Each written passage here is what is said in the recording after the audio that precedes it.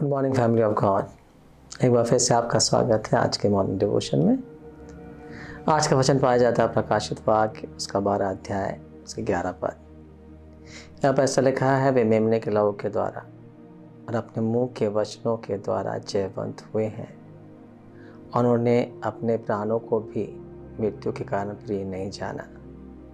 हम सबको पता है कि हमारा छुटकारा सोने चांदी और नाशवान वस्तुओं के द्वारा नहीं हुआ, और निर्दोष निष्कलंक मेमने प्रभु यीशु मसीह के बहुमूल्य लहू के द्वारा हुआ है।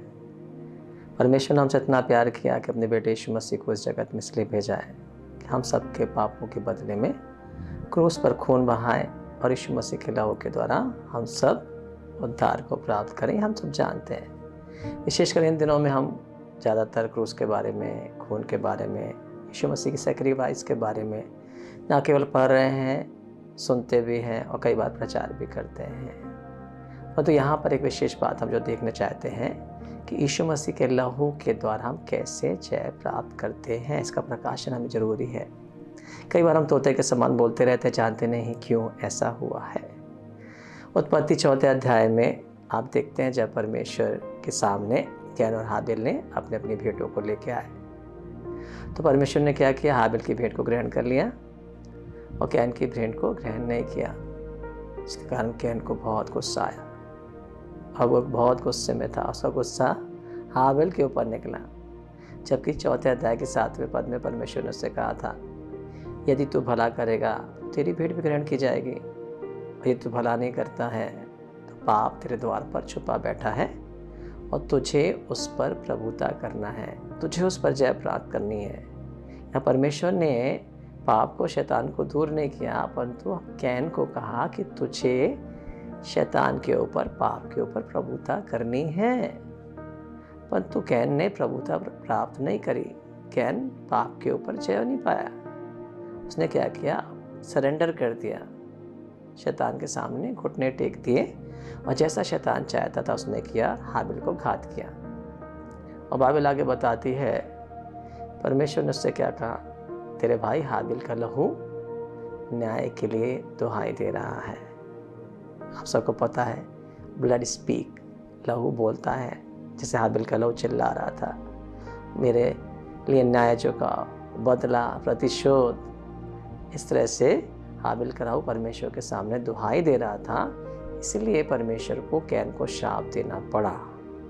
परंतु बाइबल ये भी बताती है, इब्रानियों 12 अध्याय के 24 पद में यहाँ पे ऐसे लिखा, यीशु मसीह का लहू हमारे लिए हाबिल के लहू से भी उत्तम बातें कह रहा है। क्यों हम यीशु मसीह के लहू को कन्फेस करते हैं, क्यों यीशु मसीह के लहू की जय जयकार करते हैं? कई बार बीमारी के सामने, दुष्ट आत्माओं के सामने यीशु के लहू की जय, यीशु के लहू की जय, यीशु के लहू की जय क्यों बोल रहे हैं? इसीलिए कि यीशु मसीह का लहू क्या कर रहा है, हाबिल के लहू से भी उत्तम बातें कहता है, हमारी क्षमा की बातें कहता है, छुटकारे की बातें कहता है, दाम चुकाने की बातें कहता है। वो वहाँ पर बदला नहीं कह रहा कि इन्होंने मेरे को क्रूस पर चढ़ाया, इसका बदला लिया जाए, प्रतिशोध लिया जाए, परंतु यीशु मसीह का लहू क्षमा क्षमा क्षमा की बातें कह रहा है। स्वर्ग में यीशु मसीह का लहू हमारे लिए अच्छी बातें कह रहा है। और बाइबल कहती है इसीलिए वो दोष लगाने वाला जो परमेश्वर के सामने, सिंहासन के सामने, न्याय सिंहासन के सामने रात और दिन हम पर दोष लगाया करता, गिरा दिया गया। क्यों गिरा दिया? कि यीशु मसीह का लहू एक प्रूफ को दे रहा है, एक गवाही को दे रहा है। क्या बता रहा है कि मैं और आप धर्मी ठहराए जा चुके हैं, मेरे और आपके पाप क्षमा किए जा चुके हैं, सारी कीमत चुकाई गई है, इट इज़ फिनिश। अब कुछ भी चुकाना बाकी नहीं है। अब हम पर दंड की आज्ञा नहीं है, ना केवल आप और मुझ पर, सारे संसार के लिए परमेश्वर ने यीशु मसीह के लहू के द्वारा कीमत चुका दी है। और सब लोग उद्धार को प्राप्त नहीं करते, जबकि लहू सबके लिए बहा दिया गया। क्यों? क्योंकि उन्होंने यीशु मसीह के लहू पर विश्वास नहीं किया, उन्होंने सुसमाचार पर विश्वास नहीं किया। वो अपनी समझ के सहारा लेके अपनी धार्मिकता को स्थापित करना चाहते हैं। वो नहीं जानते कि परमेश्वर ने कौन सी योजना बनाई है। और जब वे विश्वास नहीं करते हैं यीशु मसीह के लहू पर, अपने मुंह से अंगीकार नहीं करते हैं, तो ये उद्धार जो उनके लिए है उसको रिजेक्ट कर रहे हैं। और उनका शत्रु फिर उन पर क्या करता है, जय प्राप्त करता है। परंतु मैं और आप कैसे जय प्राप्त कर रहे हैं? हमको पता है हमारे सारे पाप शुद्ध हो गए हैं। कोर्ट के सामने हम खड़े होते हैं, सिंहासन के सामने जहाँ परमेश्वर बैठा हुआ है। दोष लगाने वाला क्यों गिरा दिया गया? सबूत क्या? हमारे धर्मी ठहराए जाने का, यीशु मसीह का लहू। साथ ही साथ आप क्या कह रहे हैं कि मैं पापी नहीं हूँ, अब मैं पाप में धर्मी ठहरा जा चुका हूँ, क्योंकि मेरे बदले में कीमत चुकाई जा चुकी है। जब आप विश्वास करते हैं, यह आपका विश्वास है यीशु मसीह के लहू पर आपको उद्धार देता है। यदि आप विश्वास नहीं करते तो आप अंगीकार भी नहीं करेंगे। और दोष लगाने वाला परमेश्वर के सामने नहीं, आपके कॉन्शियस पे, आपके विवेक में बार बार दोष लगाया, तू पापी है, तू गिरा हुआ है, तू गंदा है, देख तूने काम किया था ना, तूने वो काम किया था ना, तूने झूठ बोला था ना, तूने चोरी की। आपके पास्ट को, प्रेजेंट को, फ्यूचर को, जो भी गलतियां आपसे होती है, जब तक हम शरीर में हैं, हम परफेक्ट नहीं हैं, हम रोज गलतियां करते हैं, पर उससे हमारी धार्मिकता पर कोई भी फर्क नहीं पड़ता। ये धार्मिकता हमारे कामों से हमें नहीं मिली है, यीशु मसीह के लहू पर विश्वास करने से मिली है। इसलिए जब भी शैतान आप पर दोष लगाता है, हम क्या कहते हैं? यीशु मसीह का लहू हमारे लिए पहले से बहा दिया गया, पहले से हमारी कीमत चुका दी गई है, हम पहले से धर्मी ठहराए जा चुके हैं। और हमारा विश्वास हमारे कामों पर नहीं है, यीशु मसीह के कामों पर है।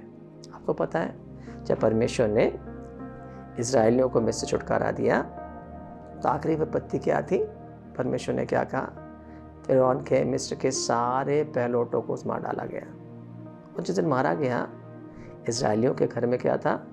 एक मेमने का बलिदान किया गया, मेमने का लहू बहाया गया।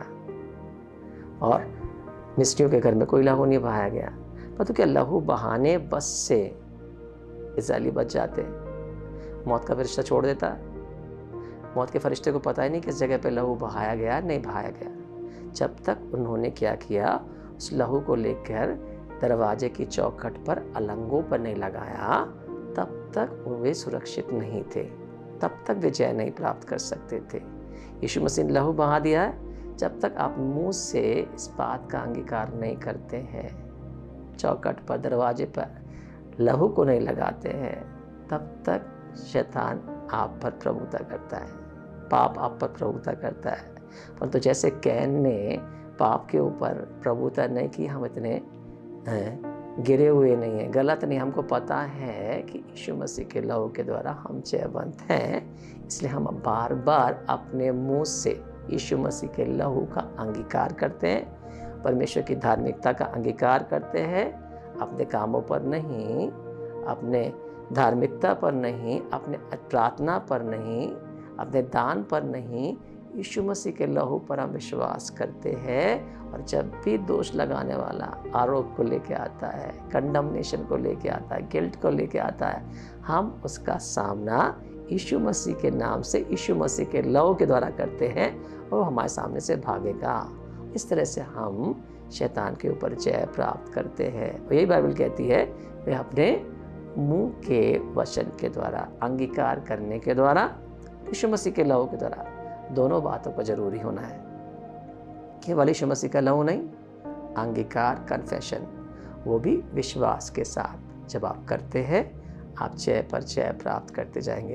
इसलिए कभी भी किसी भी सिचुएशन में, विशेषकर जब आप असफल हो जाते हैं, कभी भी शैतान को आपके माइंड से खेलने का मौका ना दें। उसका सामना करें यीशु के लहू के द्वारा, वो आपके सामने से भागेगा, क्योंकि वो पहले से हारा हुआ है। परमेश्वर आपको आशीष दे।